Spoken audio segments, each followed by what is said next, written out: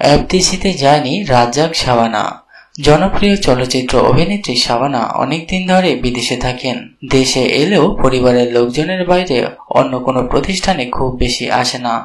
অনেকদিন পর শাবানা এফডিসিতে আসবেন এমন তথ্য জানিয়েছে বাংলাদেশ চলচ্চিত্র পরিচালক সমিতির সভাপতি মুশফিকুর রহমান গুলজার। স্বাধীন বাংলাদেশ মুক্তিপ্রাপ্ত প্রথম পূর্ণদৈর্ঘ্য চলচ্চিত্র ওরা 11 জনের শিল্পী কলাকুশলীদের সংবর্ধনা অনুষ্ঠান আয়োজন করে চলচ্চিত্র পরিচালক সমিতি।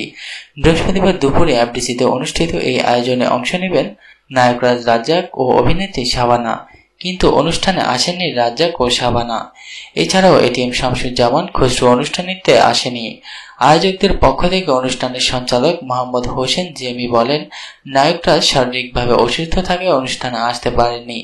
সমিতির সভাপতি গুলজারের সঙ্গে ফোনে কথা বলেছেন, তবে শাবানা কেন আসেননি এ বিষয়ে কোনো ব্যাখ্যা দেওয়া হয়নি। অনুষ্ঠানে উপস্থিত ছিলেন তথ্যমন্ত্রী হাসানুল হক ইনু, সৈয়দ হাসান ইমাম, গাজী মাজহারুল আনোয়ার, অভিনেত্রী নূতন, মুশফিকুর রহমান গুলজার, চলচ্চিত্র শিল্প সমিতির সভাপতি মিশা সওদাগর, সাধারণ সম্পাদক জায়েদ খান ও প্রমুখ।